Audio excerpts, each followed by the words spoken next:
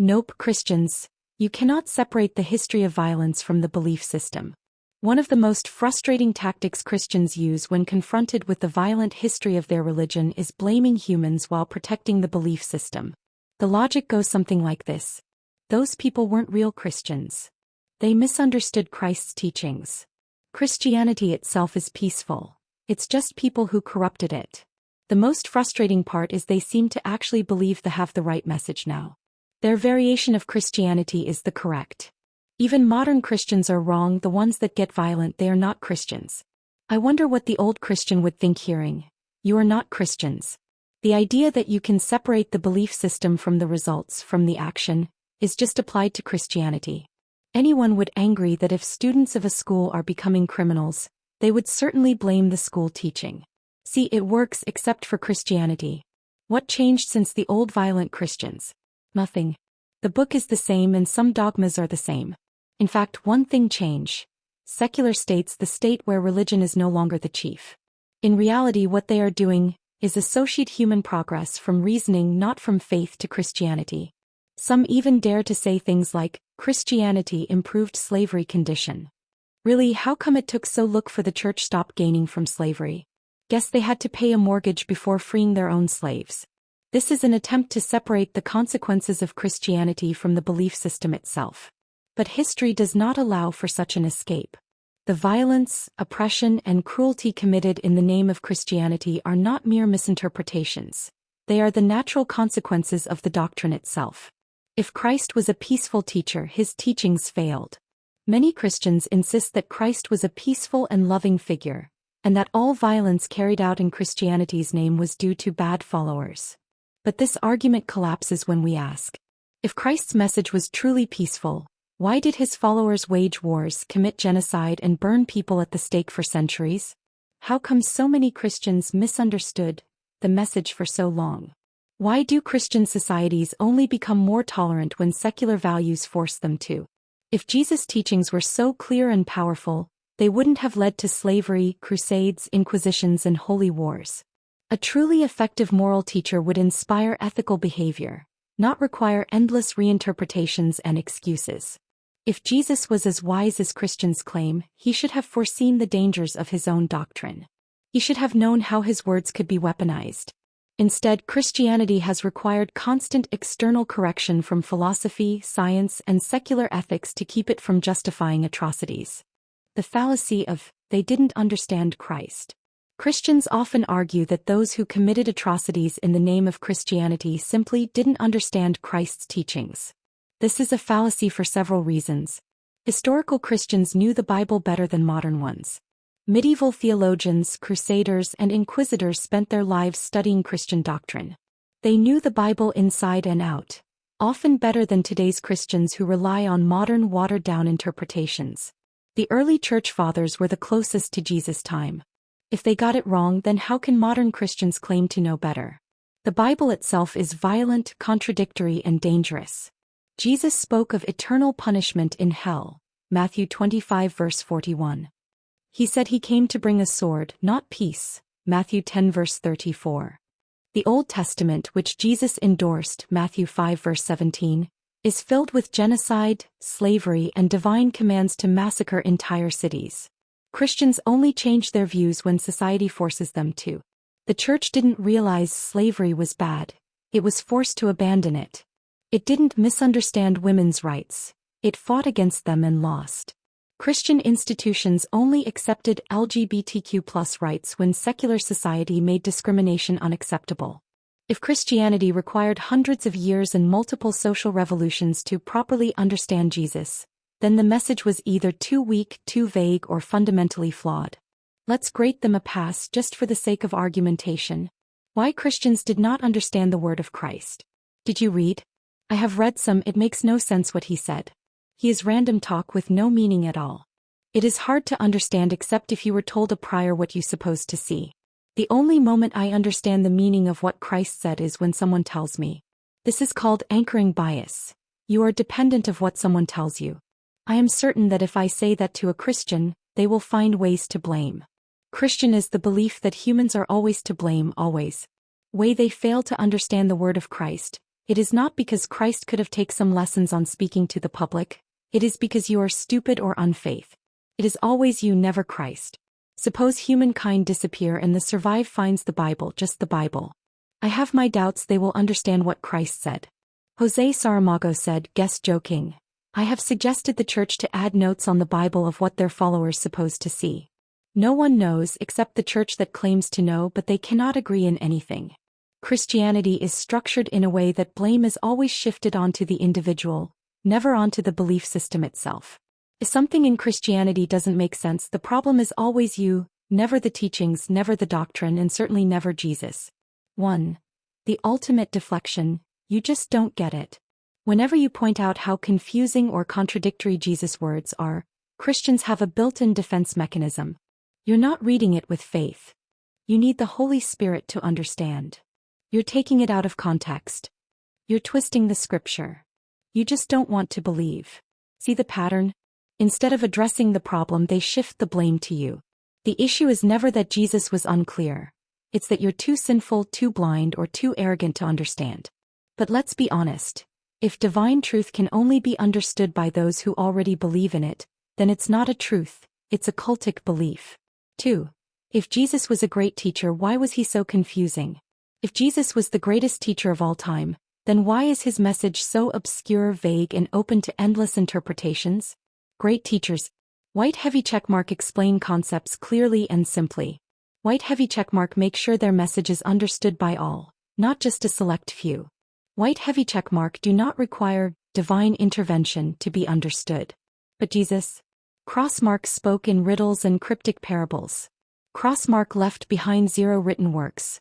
We have to rely on conflicting accounts from his followers.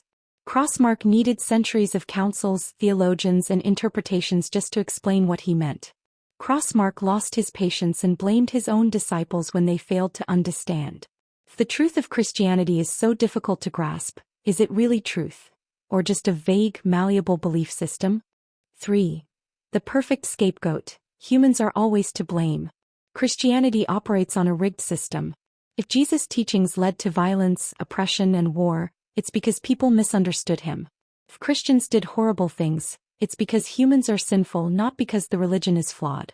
If Jesus' words are unclear, it's because you're not enlightened enough to understand them. If someone leaves Christianity, it's because they were never truly saved. This is the ultimate religious loophole. The belief system is never wrong, only the people who follow it. But here's the problem. Christianity is made up of humans. If every Christian keeps failing to understand Christ, maybe it's not just bad humans. Maybe the teaching itself is flawed. A belief system should be judged by its results.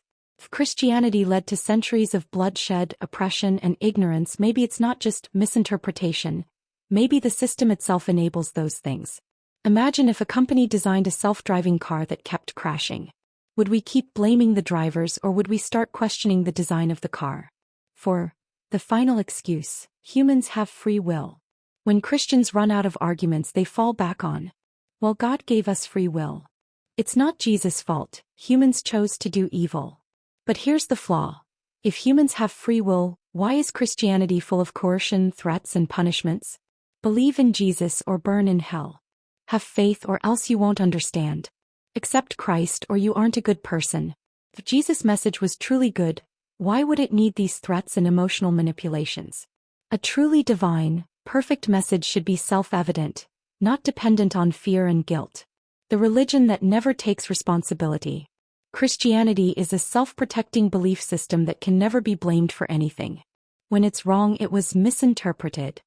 When it's violent, it was misused. When it's incoherent, it's your fault for not understanding. When it fails, it's human nature to blame. It's the perfect shield against criticism, a never-ending cycle of blame shifting.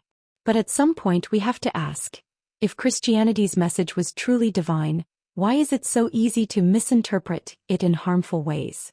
1. Jesus' teachings are vague and contradictory. If we read the Bible without preconceptions, it often sounds random, cryptic, or outright nonsensical. Take these examples. Let the dead bury their own dead. Luke 9 verse 60. What does that even mean? If your eye causes you to sin, pluck it out. Mark 9 verse 47. Literally or metaphorically? I have not come to bring peace but a sword. Matthew 10 verse 34. But wasn't he the Prince of Peace? Whoever does not hate his father and mother cannot be my disciple. Luke 14 verse 26. I thought Christianity was about love? These random, disjointed statements only make sense when someone explains them to you beforehand, which means the meaning is not actually there but imposed on the text. 2. Anchoring bias. You see what you're told to see. As you pointed out, the only way to understand Jesus' words is if someone tells you what to see. This is a classic case of anchoring bias. If you read Jesus' words without guidance, they seem confusing. But if a priest or theologian tells you, oh, this means X, then suddenly it makes sense. But does it really? Or are we just forcing an interpretation? Imagine if someone found the Bible without any Christian influence. Would they naturally understand Jesus' message, or would they find it incomprehensible? If divine truth requires human explanation, is it really divine? 3. José Saramago was right. The church controls the narrative. Saramago, in his criticism of Christianity, jokingly suggested that the church should add footnotes explaining what Christians are supposed to see in the Bible. And honestly, he was right. The Bible doesn't read like a book of clear moral truths. It reads like a collection of cryptic sayings that require constant interpretation. That's why there are thousands of Christian denominations, because no one actually agrees on what the Bible means. Christians cannot agree on whether Jesus was metaphorical or literal, pacifist or militant, divine or just a prophet. If a belief system needs an institution to tell you what to believe, then it's not self-evident, it's indoctrination. For, if Christianity were clear, it would not need theologians. Christianity claims to be the ultimate truth, but it requires centuries of theologians to explain it. Science doesn't need theologians of gravity to interpret Newton's laws. Gravity just works. Math doesn't need priests of algebra to explain 2 + 2 is equal to 4. But Christianity? It needs pastors, priests, theologians, councils, and centuries of debates just to determine what Jesus actually meant. If divine truth were obvious, it wouldn't need an army of interpreters. The Bible is not a guide, it's a Rorschach test. Reading Jesus' words is like looking at a Rorschach inkblot. People see whatever they want to see. A pacifist will find peace. A fanatic will find justification for war. A slave owner, like those in the 1800s, will find permission for slavery. A progressive Christian will reinterpret Jesus as a socialist. The fact that everyone sees something different in the same text proves that Jesus' words were not clear at all. Christianity is not a message. It's a mirror reflecting what the reader wants to believe. Beliefs have consequences. Christians want to preserve the moral credibility of their religion while discarding its historical consequences. But that's not how belief systems work. A belief system must be judged by its real-world effects, not its idealized version. You cannot claim Christianity is peaceful when its history is filled with violence. You cannot blame only bad Christians when violence was supported, justified, and encouraged by Christian doctrine itself. Imagine if a political ideology led to centuries of persecution, war, and oppression. Would we simply excuse it by saying, well, the followers misunderstood it? No, we would hold the ideology accountable for the harm it enabled. Christianity's violence was not an accident, it was a feature. Christians cannot separate the belief from the result. The violence, oppression, and ignorance tied to Christianity were not accidents or misunderstandings. They were the logical consequences of a system built on obedience, divine authority, and the suppression of doubt. If a belief system requires excuses, reinterpretations, and centuries of damage control, then maybe the problem isn't with the followers, but with the belief itself. Christianity, or